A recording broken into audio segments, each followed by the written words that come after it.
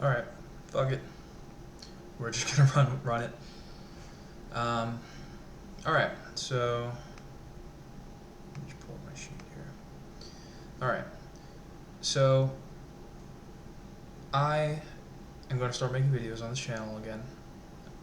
I decided that I'm gonna start a new chapter. What I was doing before was just kind of boring, just like talking off top about nothing, about whatever comes up, some extremely topical shit or things really that I was only interested in. And that's just probably not going to grow. That's just probably not going to grow on YouTube, so fuck it. I think I'm going to, I don't know, I'm going to try and just do it a little differently now, I think, and just have a more siloed videos, just kind of things that are more direction, or have more direction in them, rather than just like, let's just throw the camera on and just see how it goes, because that just probably doesn't work. So I don't know. I have a few ideas of things I want to do that I think I can make interesting, things that I have knowledge on. So I think that's just how it's gonna go, because I'm just so interesting. Otherwise, I'm just so fucking whatever. Anyway, so I think I'm going to start with, well, I'm going to do a couple different things. I'm going to do history videos, I think, because I actually studied history in college. Waste of a fucking degree. What the hell does anyone do with a history degree aside from be a teacher? And frankly, I didn't want to go fucking deal with kids all day.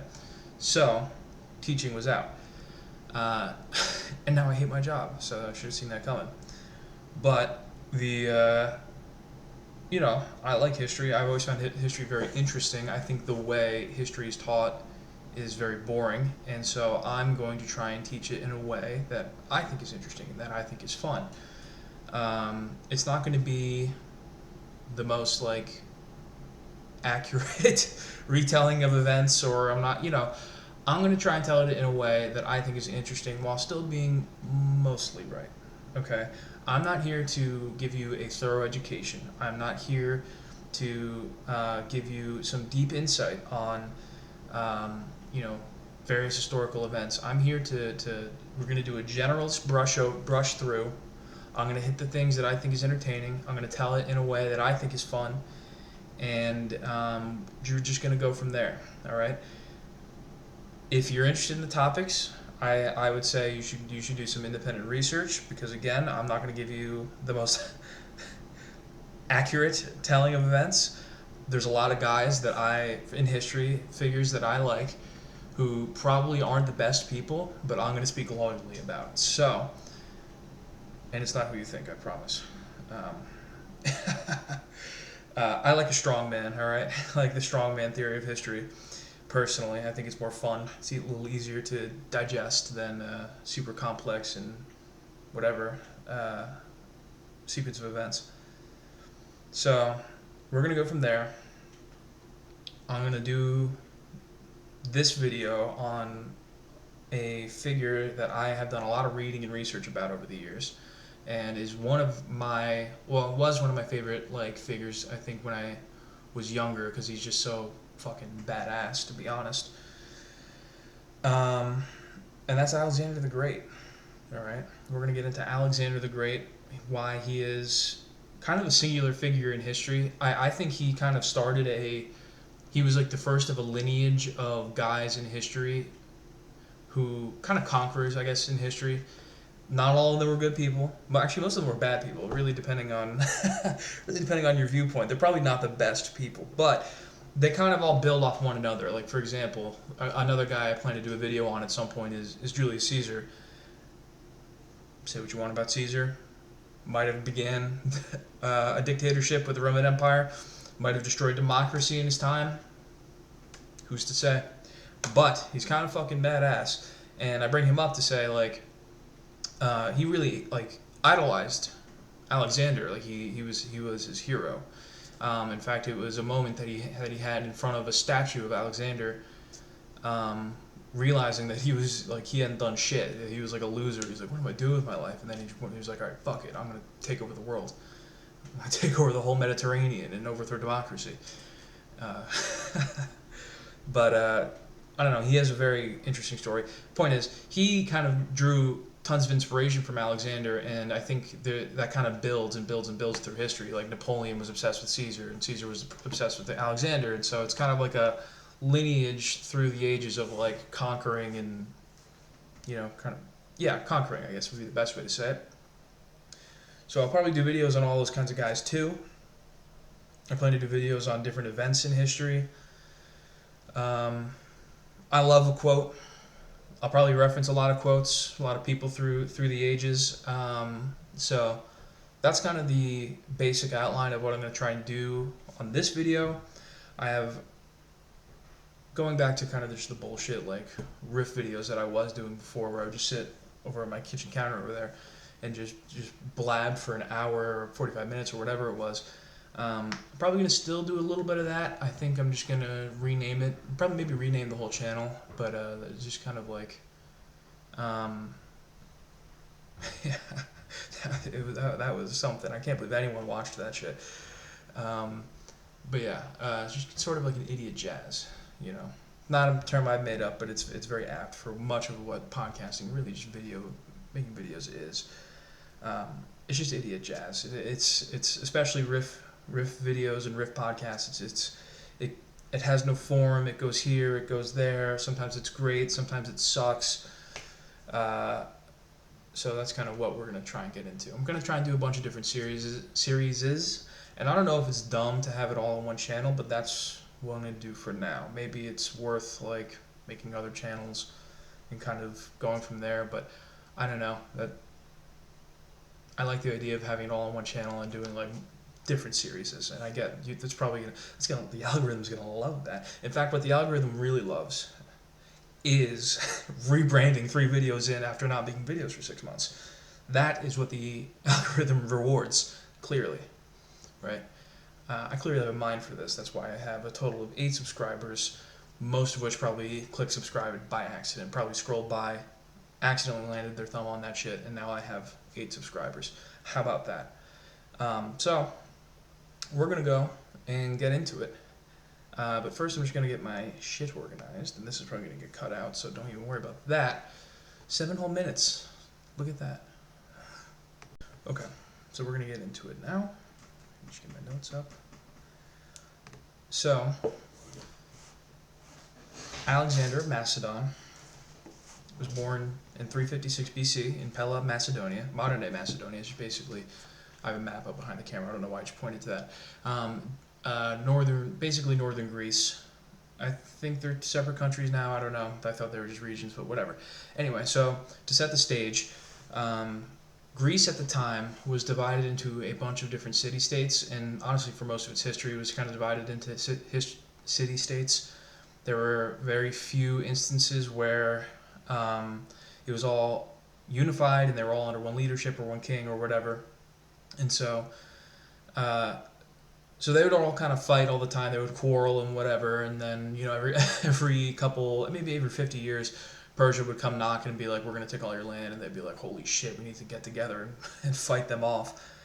Kind of like Leonidas in his 300 and Theseus and all these. I think it was Theseus. Pretty sure it was Theseus. I should probably know that if I'm doing history videos, right? Here's the thing, though. I'm going to be doing the research 10 minutes before in most cases, or at least the detailed research. I know the bones of what happened when. But anyway, so he was born in 356 BC, which for those who don't understand was 350 years before year 0 or before Christ, however you want to put it. When it's BC, it counts up, not down, right? So anyway, to this guy named King Philip II. Now, King Philip was a smart fucking guy, all right? He reformed his military and spent like most of his adult life trying to build up his military with the goal of eventually conquering Greece, or rather his goal was uniting Greece, okay? So it was his whole goal, and he was basically, to do that, you needed to subdue the other city-states, and for the most part that wouldn't be too challenging. There were marked exceptions, like with, say, Sparta, who, till that point, were the baddest motherfuckers on the block. All right, they were just the most powerful military. They were ruthless. They were the best tacticians, all that, and especially kind of coming off the, not quite coming off the heels. It was about 100 years beforehand. The Peloponnesian War between Sparta and Athens, which actually is another video I should do, or another period of time I should do a video on. I should also say, I love history. I love ancient history. I think it's super interesting. I think ancient history has a lot of mystery around it, but the truth of the matter is, like, the source material for a lot of this stuff is very small. Okay, and so you have material that kind of corroborates the stories, kind of coming from multiple sources. I'm making no sense right now, but you're just gonna have to deal with it. Like, multiple sources corroborate the same story. But like Alexander, like, we know of Alexander from like 13 pieces of writing. Like, it's kind of crazy that people talk with any real authority on what happened, because honestly, we have no idea. We know the biggest like notes of what happened. All right, we know the biggest events. We have no idea. We really don't know anything about these people aside from he went there, he went there, he went there. People will read into it. Everyone says he was gay, and maybe he was, because it seems like you go far back enough in history, everyone was gay, or really they were just horny as fuck. Who's to say? Anyway, so King Philip is trying to build up his army. He spends his whole life doing it. He's like innovating new tactics, coming up with new weapons. He's training his men. He's just like really kind of training this perfect, trying to build up this just like perfect army. Okay. So he marries, why can't I think of her name? Yikes, tough. Well, he marries this lady.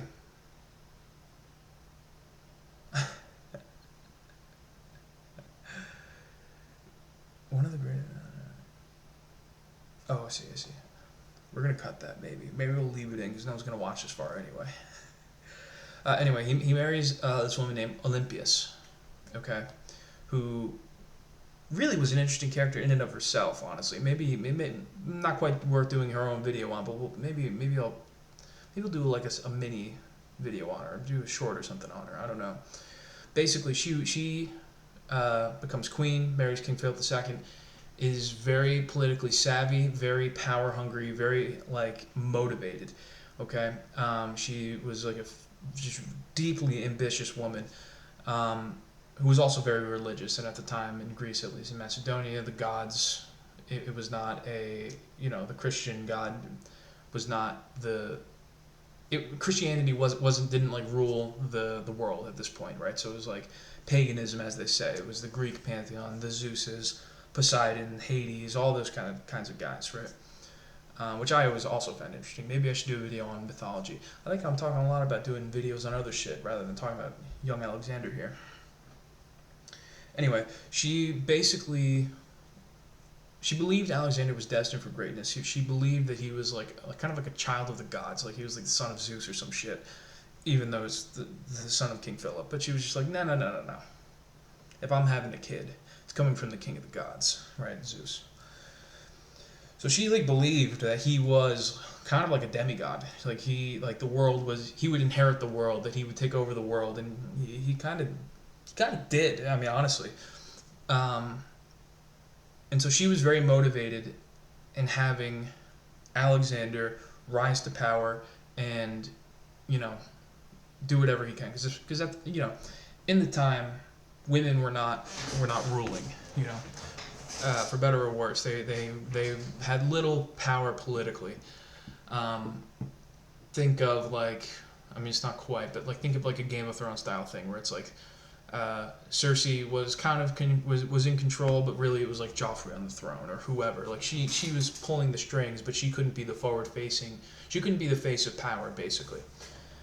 So anyway, Alexander's born, and from a young age, he's raised to be king. He's raised to be this conqueror. Like, he's told all his life that he's going to be the one. He's the chosen one. He's the son of Zeus. He's all this stuff. Like, they really, really fucking pump his tires. Like, you're gonna take over the world. You're gonna conquer. You're gonna unite Greece. You're gonna be the king.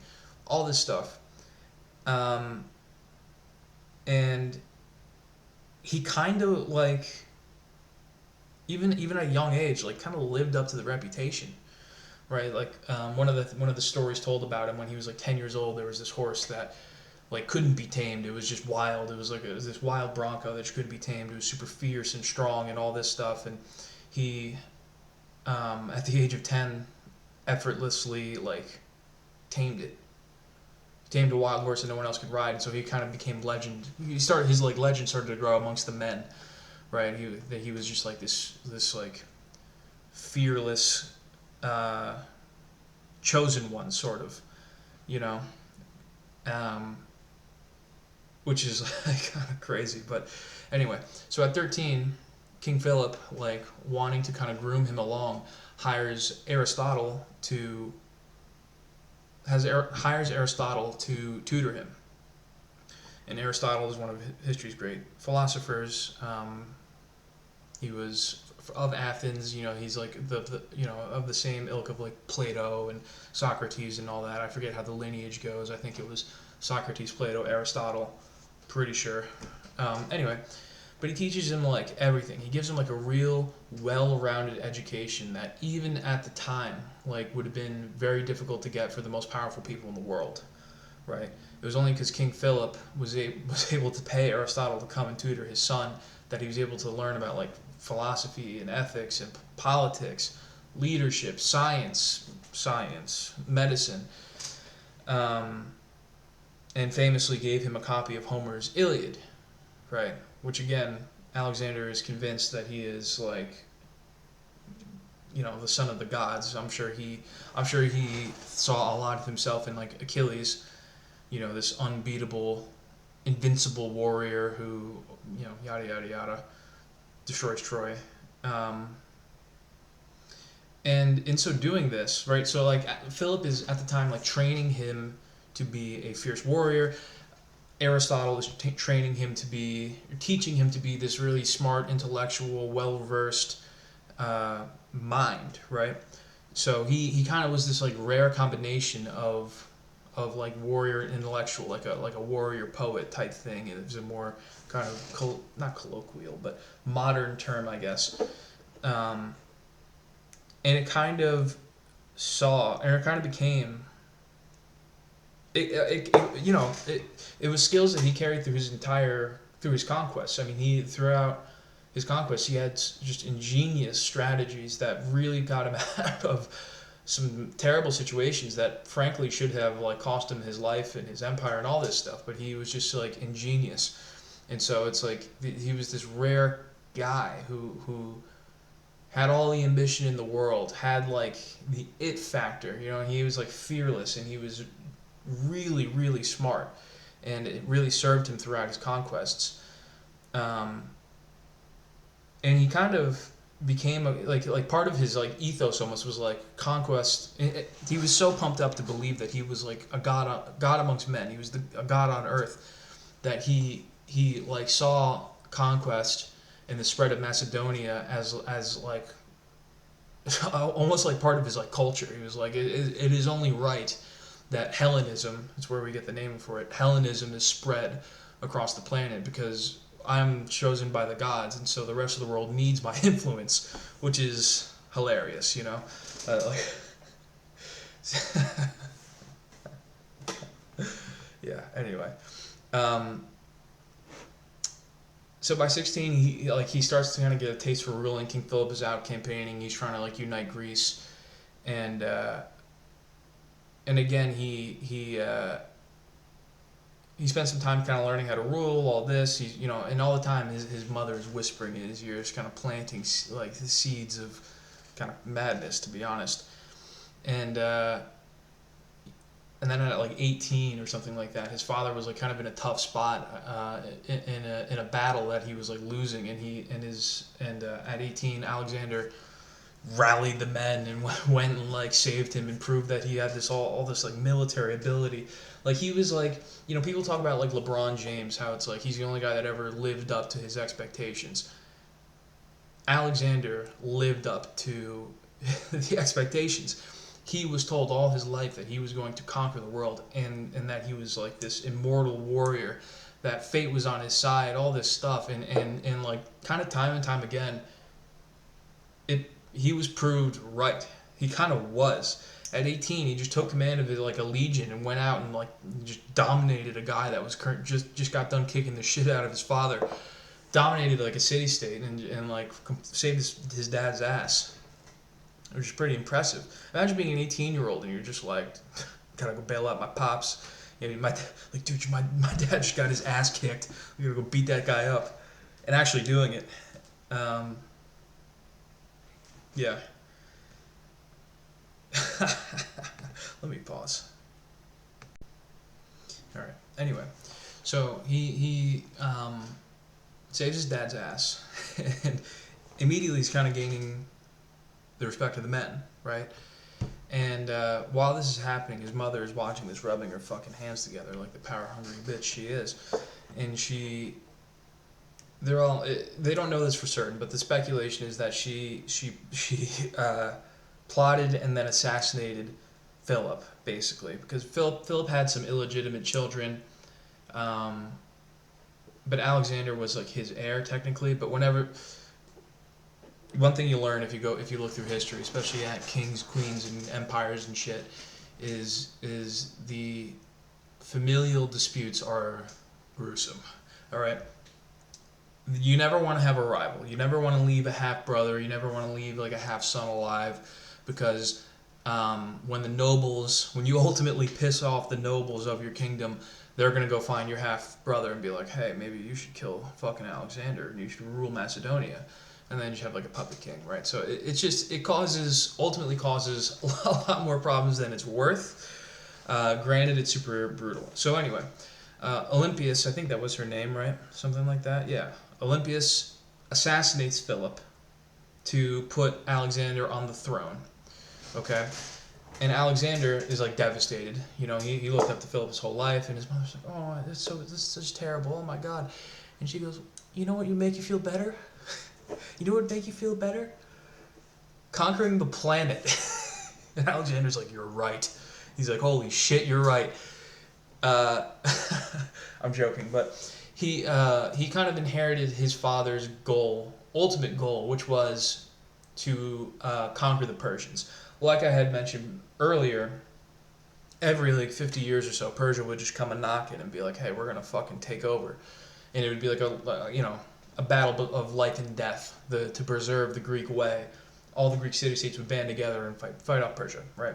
So Philip's like main goal in life was to eventually take over Persia, right? It's to destroy the Persian Empire and spread Greek culture everywhere, right? Because they believe that they were superior. Common theme you'll find, and I also believe Olympias also then murdered all of Alexander's half siblings to not leave a rival, as I mentioned. Very, very, very rarely does that not happen. Because honestly, when it doesn't happen, the other brother is brought up to be king, to challenge the current king. Anyway, so by this time, right before his death, Philip had kind of, for the most part, conquered Greece, conquered all the city-states. Maybe there was a couple outliers. Actually, a good story from that is Philip was going around trying to subdue the city-states, and he kind of didn't really want to fight Sparta, because he was like, they're really the only challenge. Everything else it's just kind of like a drawn-out siege or whatever. Like, it wasn't too difficult for him to like kind of take down the other city-states. But Sparta, he was like, well, they're like an organized military. They will fight to the death. Like, they're not going to be easy to subdue and conquer. So he sends them basically a threat, saying something to the effect of either surrender, it's surrender, or because if we are forced to come there and conquer you, we are going to kill every man, woman, and child in Sparta. If we have to go do that, we're going to kill everybody. And Sparta sends a one-word reply back to Philip that just said, "if," underline. Kind of speaks to who the fuck they were, right? They weren't playing around. That's a true warrior's culture. Um, so ultimately, they had to go down there and subdue Sparta. I don't think they ended up killing everybody, but um, I'm sure it wasn't pretty. Anyway, so Philip dies, and immediately, as I said, like all the nobles in his that in the newly united Greece are like freaking out. They're like, "Oh my God, this guy's dead. We're back. We're back. We can go back to being independent states. Philip's dead. We don't have to worry about it." They didn't know that King Philip was sitting on like Mike Tyson, basically, just like the most scariest, dominant, like in just dominant force the world had seen to that point. They didn't know that an absolute force of nature that had been unleashed in Macedonia, right? So Alexander gets word. He goes around and he absolutely fucking destroys all the rebels, like brutal routes. They're like, because he's pissed, right? He's 18. His dad just died. He's a little angsty, and so he wants to go take it out on some motherfuckers. He wants to go take it out on Thebes because they I guess insulted him in some way, and I think he actually like razed Thebes to the ground, like killing thousands and thousands of people, enslaving a bunch of them. Kind of to serve as like a warning, like, you defy me at your peril, right? And after he did that, when he would like roll up to a city state, they would just surrender. So kind of worked. Like I said, I like these guys. I like these characters in history. I think they're interesting. They're not really great people. Okay, I'm going to speak about them glowingly, but they're kind of pieces of shit. I did just say he killed thousands and enslaved everyone else. Basically destroyed an entire culture, wiped them out, and then whoever was left was like, "You are now slaves. Get in here." Helots, as they say. Or as they called slaves. Anyway, so after doing this, Greek falls back in line, and Alexander remembers what his mother said. Remember when it would be pretty fucking cool? You know what would make you feel better after I murdered your father, though you didn't know that? You know what would make you feel better?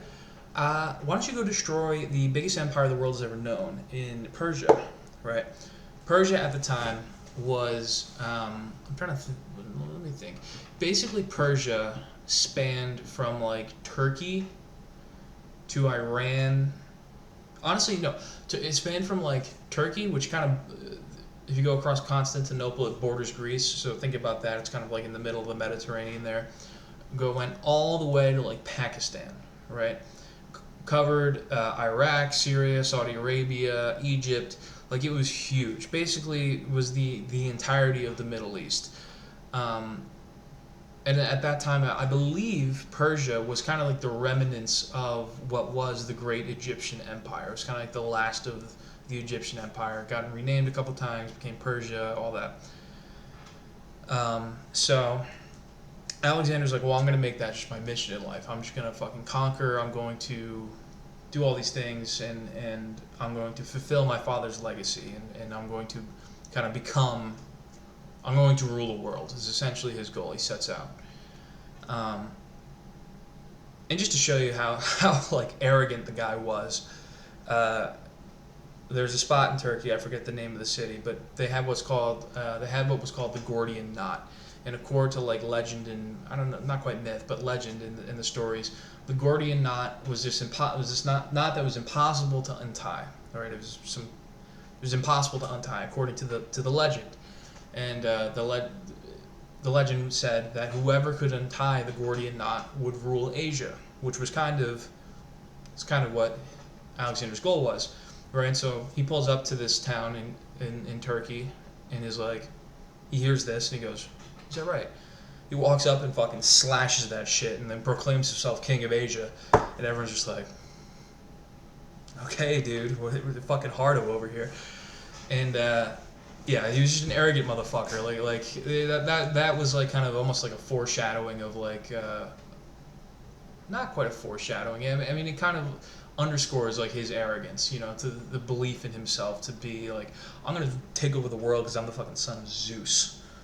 I'm the fucking son of Zeus. I'm the son of the gods, So basically embarks on this campaign. And Persia at the time, like I said, is the biggest empire in the world. I mean, I think at the time Alexander's army was maybe like 40,000 strong, something like that.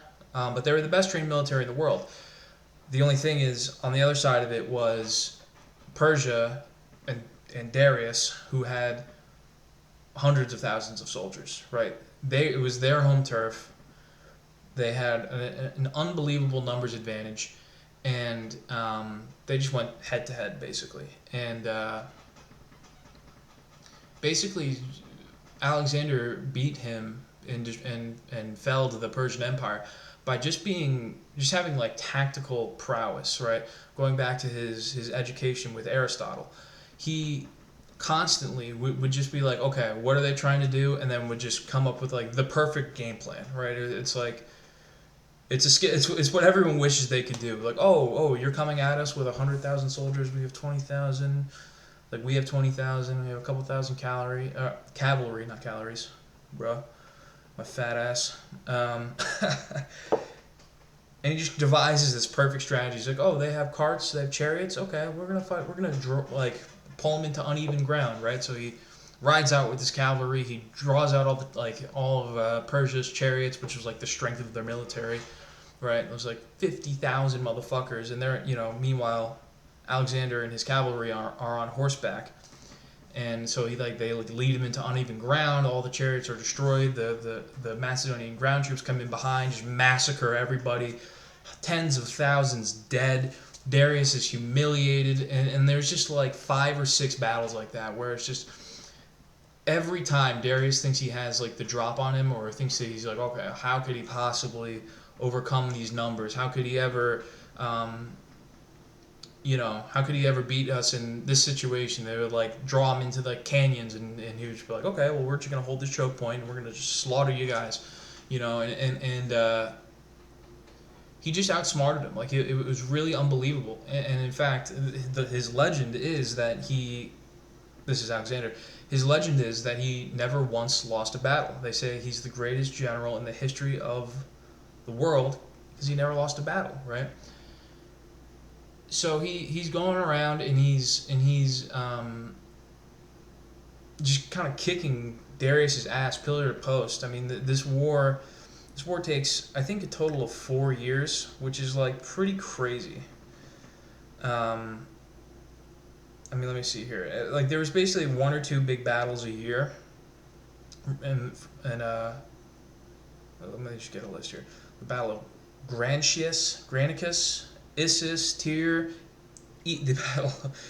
Alexander was obsessed with Egypt. He was crowned the pharaoh, which he loved because the pharaoh in Egyptian culture was like a pharaoh was God basically, and so he loved the fact that they greeted him as God because he had this reputation of just being unbeatable. Like he was untouchable in the field of battle, right? And so people really started to kind of believe this, like he is the son of the gods. So he comes into Egypt, and they're calling him like God on earth, all this stuff. So he fucking loves it, feeds right into his ego, and he founded the city called Alexandria, which has pretty significant historical value. I mean, if you talk to like the conspiracy alien nuts, they say the worst thing that ever happened in history was the burning of the library in Alexandria, because supposedly that held all the wisdom of the ancient world, which is true. That's actually another thing that's funny about Alexander, is he really just went around and he would just like destroy a city and then be like, all right, you guys are going to rebuild it and you're going to name it Alexandria. He named like not even 5. He named like 20 cities after himself, like just an egomaniac, which was pretty funny. Yeah. And so anyway, he's just going around just kicking fucking Darius's ass, and he actually decides to move his capital from Macedonia, which is kind of wild, to Babylon. He was like taken by the Babylonians, and honestly just like the Middle Eastern culture. I think he even married a Middle Eastern woman. I can't remember her name, but he was like obsessed, and his mother fucking hated it. His mother fucking hated it. She tried to come to Babylon. She like tried to take over. I think at one point she might have been killed because she was just getting a little mouthy. And they're like, "Shut the fuck up, lady. Just throw her over the wall, whatever." And Alexander was like, "Be gone." You know, he didn't give a fuck. Bitch was annoying. Yeah, and there's a fair bit of Alexander going around, kind of just taking some revenge on behalf of the Greeks. You know, in one of the Persian attempts at conquering Greece, they burned Athens to the ground, and so there's speculation that he was particularly brutal in some cases as kind of vengeance. Which is interesting. And so finally, basically, Persia is in shambles. Alexander's taken most of their empire. He declares himself the king of Asia, right? Going back to the Gordian knot. And by 3030 BC, so when Alexander was, I believe, 26, he...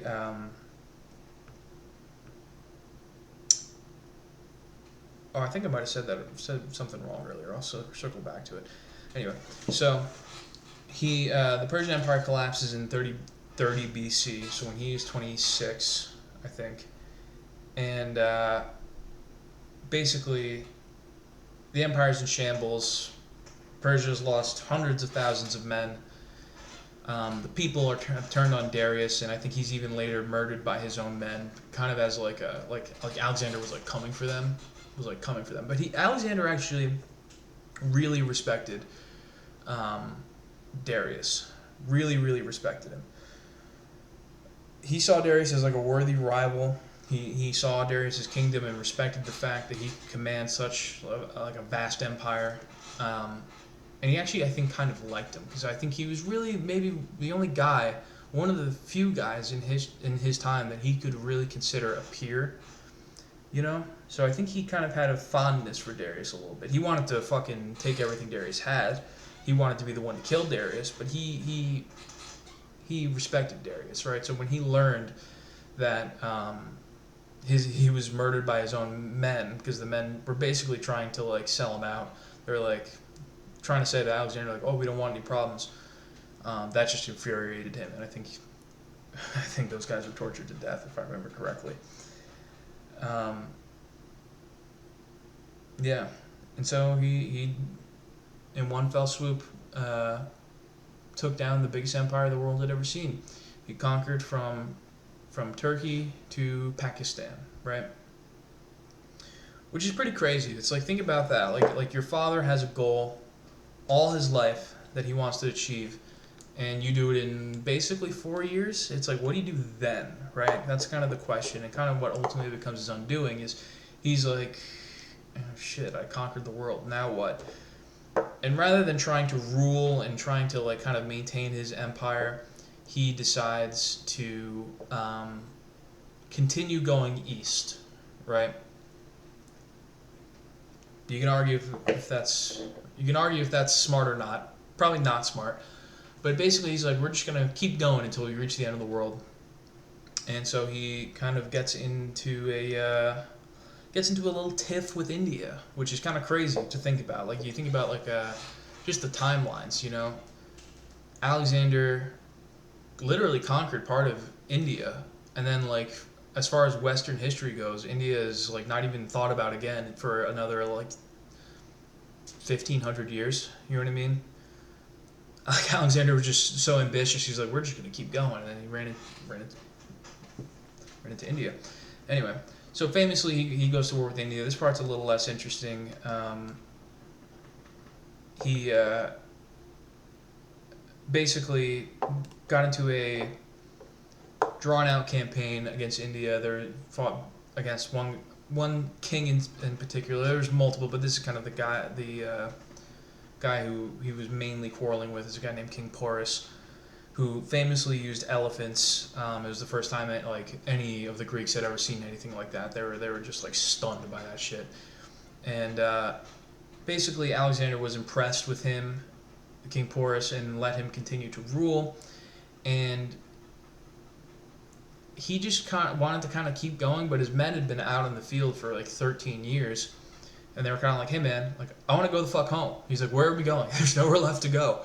You know what I mean? He was like, we're at the end of the world. Look at this fucking forest. What is beyond there? You know, and so ultimately, Alexander at 33, I think, you know, having conquered all of his enemies, or it's like 32 maybe, conquering all of his enemies, you know, every challenge he's ever faced, he's just dominated. And finally, his men were like ready to mutiny him.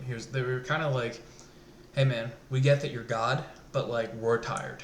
We want to go home. We want to go see our families. And kind of turned into like a whole thing. Alexander was like calling them cowards and traitors and all this shit. And ultimately, they're like, listen, you're either gonna come home with us, or you're just gonna be abandoned.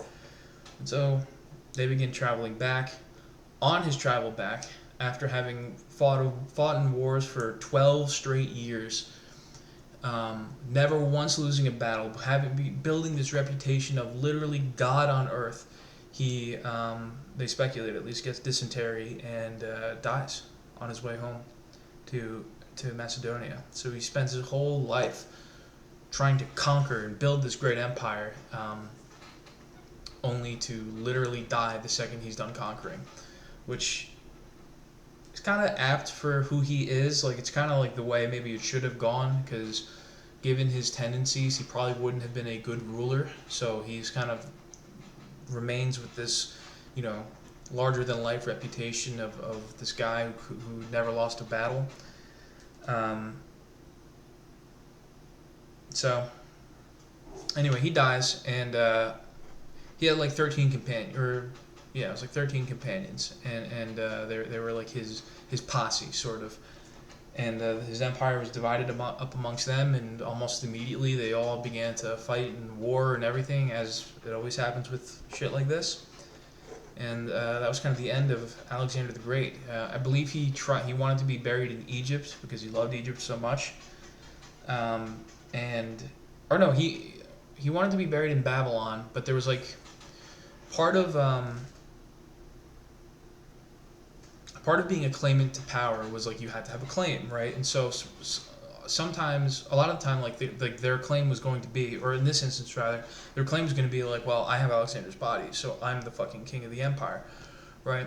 And so his body was stolen by one of his companions named Ptolemy, who retreated to Egypt, who then like hid his body there so he could always claim that he was the distinct ruler of. He was the heir to Alexander, right? That was kind of what he was going for, and funnily enough, his Ptolemy was the distant ancestor of Cleopatra, right? So his line did continue to rule Egypt for the next at least 400 years.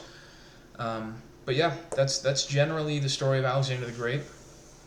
I left out a lot of details, kind of went very high level on it. Maybe I'll kind of change up how I do these videos, because even halfway, as I was going through this, I'm like, this ain't great. I'm kind of just like waffling around here, just you know, not getting very specific about any of it. So I don't know. We'll see how this goes. We'll see if I'll keep doing it this way. Probably should have given more detail. Probably should have done a little bit more thorough research, but and maybe brushed up on some things a little better. But I kind of wanted to just get the video rolling because I wanted to do it. Basically, I just wanted to get back into it and figured I'll just do a bad video for the one time.